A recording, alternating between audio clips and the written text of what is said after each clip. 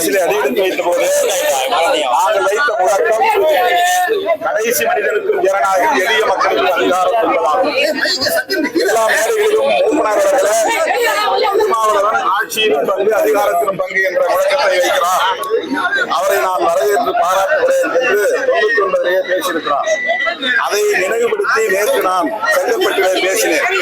அந்த பேச்சை எடுத்து தோழர்கள், என்னுடைய அட்மின் குழுவை சார்ந்தவர்கள், இந்த நிர்வாக குழுவை சார்ந்தவர்கள் அதை பதிவிட்டு இருக்கிறார்கள் என்று கருதுகிறேன். ஏன் அதை திரும்ப எடுத்தார்கள் என்று தெரியவில்லை. இன்னும் அவர்களை நான் தொடர்பு கொண்டு பேசுகிறேன். அப்படிலாம் ஒன்றும் கிடையாது. நான் வந்து டெல்லியில இருந்து பிளைட்ல வந்தேன். இறங்கின பிறகுதான் மதுரையில சொன்னாங்க. இனிமேதான் புதுசா வச்ச கோரிக்கை அல்ல, இப்போது வச்ச கோரிக்கை அல்ல. நாங்க எப்பவுமே வந்து தொடர்ந்து சொல்லிட்டு இருக்கிறதாம், அதிகாரம் வந்து பகிர்ந்தளிக்கப்படணும், எளிய மக்கள் கையில் அதிகாரம் வந்தாதான் உண்மையான ஜனநாயகமா இருக்கும் அப்படிங்கறத 99 அடி எடுத்து வைக்கும் போது நாம் நெய்வேலியில சொன்ன முழக்காது. அதை கேட்டுட்டுதான் மூப்பனார் வந்து இங்க மதுரையில முதல்ல தேர்தல் பிரச்சார பொதுக்கூட்டம் முதல் முறையா மதுரையில தான் நாங்க கலந்துக்கிட்டோம் மூப்பனாரோட. அப்ப மேடையிலே அவர் கேட்டார், திருமாவளவன் வந்து இந்த மாதிரி ஒரு முழக்கத்தை வச்சிருக்காரு, ரொம்ப ஜனநாயகபூர்வமான ஒரு முழக்காது, அதுல நான் முழுமையா உடன்படுறேன். நம்ம கட்சியை ஆட்சி பண்றோம். அப்போது நாடாளுமன்ற தேர்தல் தான் இருந்தாலும் அவர் சொன்னார், அதிகாரத்தை பகிர்ந்தளிக்கணுங்கிற அவருடைய கோரிக்கை நான் வரவேற்கிறேன் அப்படின்னு அவர் பேசியிருக்கிறார். அதை நான் நேற்று செங்கல்பட்டு நடந்த கூட்டத்தில், மறைமலை நகரில் நடந்த கூட்டத்தில் நினைவுபடுத்தி அதை மேற்கோள் காட்டி பேசினேன். அந்த உரை தான் போட்டிருக்காங்க. அதனால ஒன்றும் தப்பு கிடையாது. எப்பவுமே இப்ப என்ன ஜனநாயகத்துக்கு விரோதமான ஆட்சி நடந்துட்டு இருக்கு அப்படி இல்ல.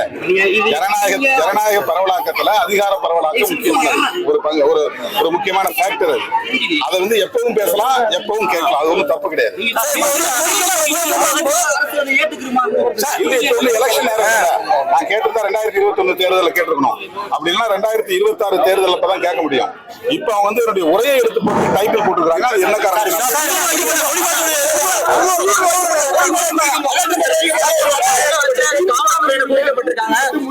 வாய்ப்பு இருக்கு அப்படின்னு அரசியல் பார்வையாளர்கள் எல்லாரும் சொல்றாங்க சார். அது மாதிரி என்ன இருக்கு உங்களுக்கு? அது சிலருடைய யூகம். அது அந்த மாதிரி எந்த இடத்திலும் விடுதலை சிறுத்தைகள் பேசவில்லை. நாங்கள் மது ஒழிப்பு மற்றும் போதைப் பொருள் ஒழிப்பு மகளிர் மாநாட்டை அக்டோபர் 2 அன்று நடத்துகிறோம். பத்திரிகையாளர் சந்திப்பிலே அவர்கள் கேட்டார்கள். நான் சொன்ன கருத்தையொட்டி என்ன சொன்னேன் என்றால், தமிழ்நாட்டில் இருக்கிற எல்லா கட்சிகளுமே மதுவிலக்கு உடன்பாடுள்ள கட்சிகள் தான். திமுகவும் மதுவிலக்கை சொல்லுகிறது, அதிமுகவும் மதுவிலக்கை சொல்லுகிறது, இடதுசாரிகளும் மதுவிலக்கில் உடன்பாடு உள்ளவர்கள், விடுதலை சிறுத்தைகளும் மதுவிலக்கை சொல்லுகிறோம். அப்புறம் என்ன தயக்கம் மதுக்கடைகளை மூடுவதற்கு என்ற கேள்வியை நான் எழுப்பினேன். அது வந்து பத்திரிகையாளர்கள் சிறமாரியாக பல கேள்விகளை கேட்டார்கள். அப்போது தன்னியல்பாக நான் சொன்னேன், யார் வேண்டுமானாலும் இதில் நாம் பங்கேற்கலாம், எல்லா கட்சியினருக்கும் தான் பொதுவாக நான் அறைகூவல் விடுக்கிறேன், அதிமுகவும் கூட பங்கேற்கலாம், ஏன்னா அவங்களுக்கு உடன்பாடு இருக்கு என்றுதான் சொன்னேன். சொல்லும் போதே சொன்னேன், எலெக்ஷனுக்கு இதையும் முடிச்சு போடக்கூடாது, இது மக்களுடைய பிரச்சனை. இப்ப காவிரி நீர் பிரச்சனைக்கு எல்லாரும் ஒண்ணு சேரணும்னு நம்ம சொல்றோம், ஈழத்தமிழர் பிரச்சனையில எல்லாரும் ஒண்ணு சேரணும்னு சொல்றோம். அந்த மாதிரி மது ஒழிப்பு பிரச்சனைக்கு பிஜேபி உட்பட எல்லாரும் ஒண்ணு சேரணும். ஆனா எங்களுக்கு வந்து பிஜேபியோட சேர முடியாத ஒரு நெருடல் இருக்கு. பாமகவும் மது ஒழிப்பு சொல்லக்கூடிய கட்சி தான். ஆனா விடுதலை சிறுத்தைகளுக்கும் பாமகவுக்கும் கடந்த காலங்களில் கசப்பான நிறைய அனுபவங்கள் இருக்கு. அதனால நாங்க ஏற்கனவே ஒரு முடிவு எடுத்துட்டு நான் சொன்னேன், சாதிய மதவாத சக்திகளோடு எங்களால் எந்த காலத்திலும் சமரசம் செய்து கொள்ள முடியாது. மற்ற கட்சிகள் யார் வேண்டுமானாலும் வரலாம், திமுகவும் வரலாம், அதிமுகவும் வரலாம், இடதுசாரிகளும் வரலாம் என்று அந்த கேள்விக்கு நான் விடை சொன்னேன். இதை ஊதி பெருக்குகிறார்கள். இப்போது நாங்கள் திராவிட முன்னேற்ற கழக தலைமையிலான கூட்டணியில் தான் இருக்கிறோம், தொடர்கிறோம். அதில் எந்த விதமான சிக்கலும் இல்லை.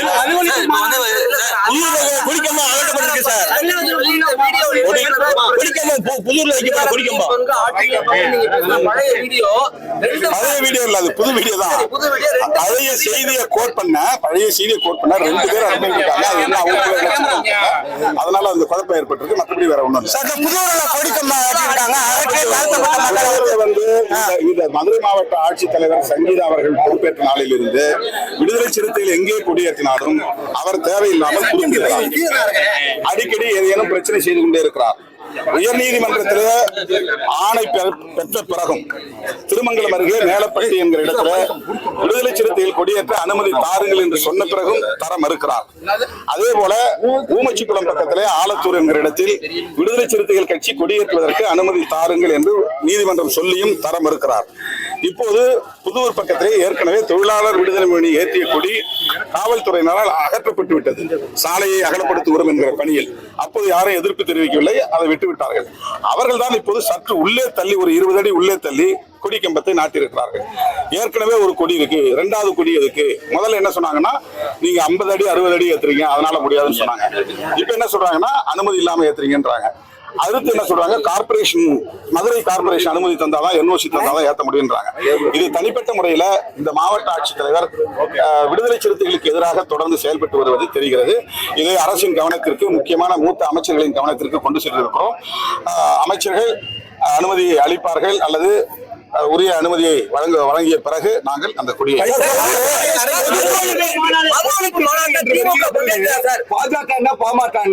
எல்லாரையும் ஒன்னா கூப்பிடுவாங்க. அவங்களோட பாஜக பாமகவோட சேர்ந்தா மறுபடியும் நாங்க கரெக்ட் ஆயிடுவோம். அவங்க ஃபண்டமெண்டல் பாலிடிக்ஸே காஸ்ட் அண்ட் ரிலீஜன் தான். அதனால அவங்களோட சேர்ந்து எங்களுக்கு ஏற்கனவே பாமக சேர்ந்த ஒரு அனுபவம் இருக்கு. அந்த அனுபவத்தால நாங்க ஒரு ஸ்டாண்டிங் ஆர்டர் மாதிரி அதை எடுத்துட்டோம். அந்த முடிவு நாங்க எடுத்துட்டோம். அதனால அவங்க தனியா பாமக மது ஒழிப்பு நடத்தினா நாங்க வரவேற்காது, எங்களுக்கு ஒன்றும் பிரச்சனை இல்லை. நாங்க நடத்துற களத்துல எங்களால இணைய முடியல. அந்த அளவுக்கு எங்களுக்கு கசப்பான அனுபவத்தை அவங்க தான் கொடுத்தாங்க. நாங்க கைகோர்த்தோம், 5 ஆண்டுகள் கைகோர்த்து பயணம் பண்ணோம். திடீர்னு எங்களுக்கு எதிராக திரும்பி அவதூறுகளை பரப்பினாங்க. அதனால நாங்க தீர ஆலோசித்து தான் கட்சியுடைய உயர்நிலை குழுவோட முடிவெடுத்தது. அந்த முடிவை நான் சொன்னேன்.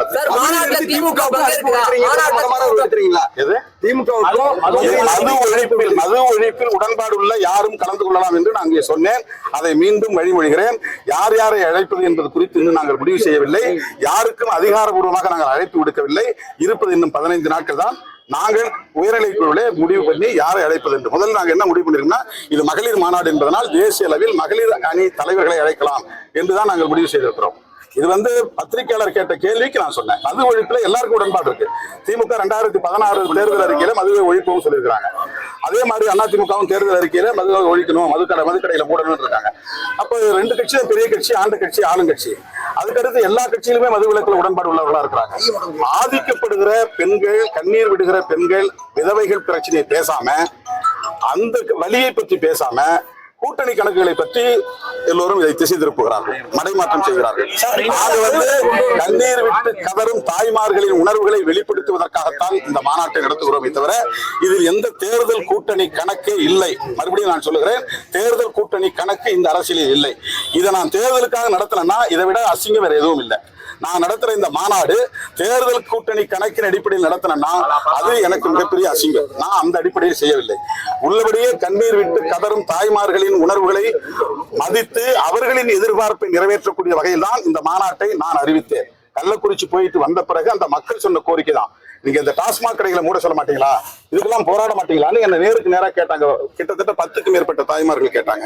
உடனே நான் போராட்டம் அறிவிச்சேன். அந்த போராட்டத்தில் இந்த மாநாடு அறிவிச்சேன். செப்டம்பர் 17 பெரியார் பிறந்த நாள்ல நடத்த முடியாம போச்சு அறிவித்த நாள்ல. அதனால காந்தியடிகளும் அதுக்கு பொருத்தமானவர் தான், மதுவிலக்கு கொள்கிற தீவிரமா இருந்தவர். அவருடைய பிறந்த நாள்ல இந்த மாநாட்டு நடத்துறோம். இது 100 விழுக்காடு மது ஒழிப்புக்கான அரசியலை மட்டுமே முன்னிறுத்துகிறோம். இதில் 0.1% கூட தேர்தல் கூட்டணி கணக்கு கிடையாது.